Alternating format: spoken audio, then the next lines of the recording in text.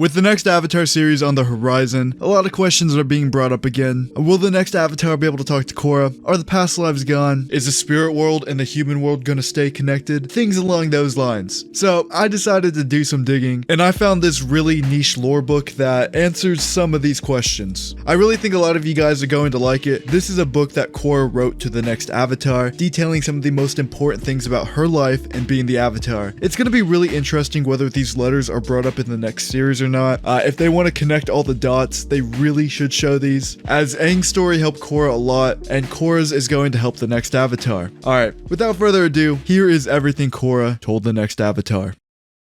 Now, this book has a lot of charm to it. You get this first introduction page of Korra not really wanting to write these letters, but Tenzin is kind of forcing her to as an assignment. And this kind of leads me into what I really love about this book. You're gonna see this as we go through these pages. As I just previously mentioned, this starts off as a assignment from Tenzin, and Korra really didn't want to do this, but as she writes more and more, you can tell she's sort of falling in love with writing these letters to the next Avatar, and by the end, she's kind of sad to end off the book. Anyway, Tenzin sees his first page and he's like, Korra, what is this? There is a good chance that the next Avatar will have no way to contact you or even the past lives. You need to redo this. You need to do this right. He's like, look, I need the future generation of Avatars to see you the way I do. So, here we go for real this time. Dear future Avatar. Unfortunately, Tenzin seems to be committed to this whole creating a valuable record thing, so I guess you're stuck with me for a while. Sorry. It's hard to know where to begin. I grew up with a lot of people telling me what it meant to be the Avatar, but it wasn't until I left home and came to Republic City that I started to really understand. It's not like I've done it all on my own though. I've had my friends and family with me pretty much every step of the way. You know what? Why don't I write to them and ask them to give you a little advice and maybe tell you about everything that we've done together. I think you'll like them. Sometimes being an Avatar is all about multitasking and delegation, at least until the big finish. One of the first lessons that Korra gives to the next Avatar is actually on spirit animals. Basically, in this section of the book, Korra goes on to say apparently all Avatars have a spirit animal. She basically says your spirit animal will be your guide,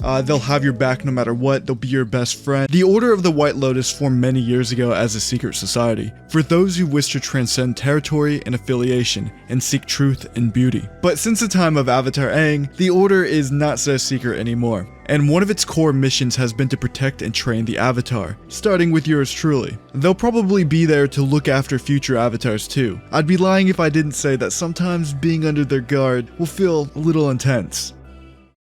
The airbending section of this book starts off with a letter from Bumi. It's actually pretty wholesome. He goes on to say how he's completed his training with Tenzin, and he feels like his father would have been very proud of him, because Tenzin never gave up on trying to teach him new things. Then Bumi basically goes on to say that he has no wisdom for the next Avatar, he has nothing to offer him. But remember that time I saved you from Unalaq? Korra goes on to say that she really only included this letter because it reminded her of the days that she was learning to airbend, and the struggles that she went through. Korra tells the next Avatar that the principles of airbending are simple. 1. When you meet resistance, you must be able to switch directions at a moment's notice. 2. Employ circular movements to avoid obstacles. 3. Let your mind and spirit be free, for air is the element of freedom. 4.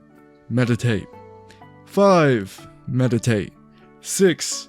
Meditate some more. If you fall asleep, you're still meditating better than I could when I first started. These are the spinning gates Tenzin used for the first part of my airbending training. Tragically, the original gates were accidentally destroyed by a fire after 2,000 years of being used for training, but they've been rebuilt and have come in very handy with the new generation of airbenders. This next part is actually really funny. She goes to talk about the White Lotus on Air Temple Island, and she's like, I'm not saying you should do this, future Avatar, but if you ever want to maybe slip out and leave and go see the city, the White Lotus has been known to be easily distracted by pro bending matches on the radio.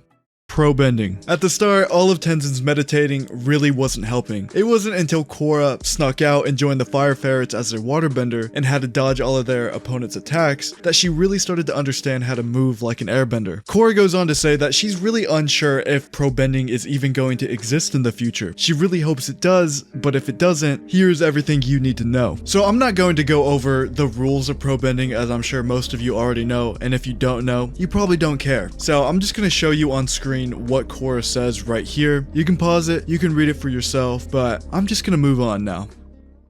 Republic City. Republic City is the place Korra calls home. She doesn't know if she calls it home because it's actually home, or if it's because it's the place all of her friends grew up and they call it home. She goes on to say, Republic City has changed so much since Aang and Zuko have founded it. It's gone through so many different battles, villains, etc., but it's still standing. Even Korra changed it a lot herself in her lifetime, combining the spirit world and the physical world. Republic City Park is Korra's favorite place to be in Republic City. It was actually renamed to Avatar Korra Park later on, and she doesn't really like that, but Tenzin tells her it's just a sign of appreciation from the people. When Korra came to Republic City, this was actually the very first place that she went to, so it's pretty cool to see that it's named after her now.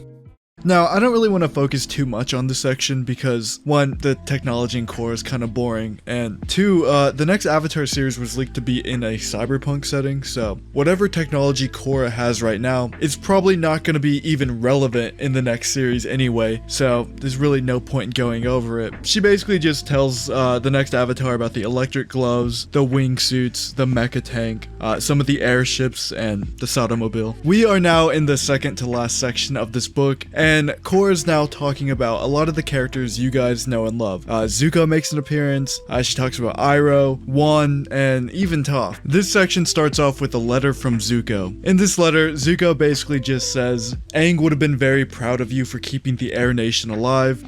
Then he goes on to talk about Iroh and how Korra met Iroh in the spirit world, and he's like, hey, we should sit down and discuss what you guys talked about sometime. That's pretty much it. He didn't even say anything for the next Avatar, which is really weird. I don't know why Korra would include this. Korra goes on to tell the next Avatar some of the most important advice that Iroh gave her. He taught her the most important rule of traveling in the spirit world is if you look for the light, you'll find the light. But if you let yourself be overwhelmed by the darkness, you may be attacked by meerkats and regress into a 4-year-old. At least that's what happened to her. The spirit world is influenced by the will of the people who enter it. As the bridge between the spiritual and physical world, avatars have even more power to change the energy of the spirit world landscape and the spirit world inhabitants. You, the future avatar, you have the power to make it a beautiful place, with fields of flowers and mountains, with nesting dragon birds. Or you can make it a spooky forest filled with darkness, angry spirits. It's truly up to you. Korra goes on to tell the next Avatar all about the first Avatar, Wan. She goes on to say literally everything there is to know about him, from his beginnings, to how he became the Avatar, to Rava, to his death, all of that. I'm not gonna go over that, you guys already know that. Toph gets her own little section of this book right here. Korra tells the next Avatar how meeting Toph was a humbling experience to say the least. She got her butt kicked, she got insulted, she was told that she was the worst Avatar Toph had ever met. All of that stuff. She does go on to say that she learned something really important from Toph. Toph convinced her that the emotional and mental battles that were tripping her up were all in the past, and that she needed to move forward. And all she needed to do was let go of the fear that connected to them.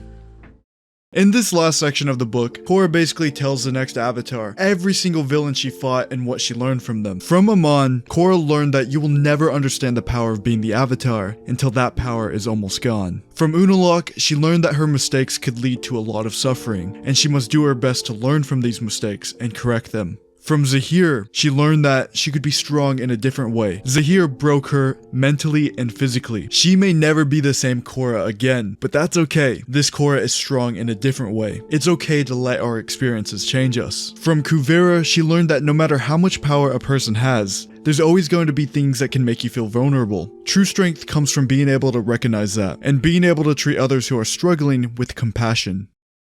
Korra ends off this book by saying, life is a bumpy ride. Even though I can look back at the bumps, maybe it'll never be clear whether or not I could have acted faster or made better decisions. All I can do now is to try to help others from my mistakes and experiences by picking up the pen and writing it all down for you to read. For anyone to read. I have changed the world. At the end of the day, all I can do now is continue to try to change the world for the better. I'll probably make more mistakes along the way, just as other avatars have done before me, but that's okay. I know my friends and family will be there to help me when I do.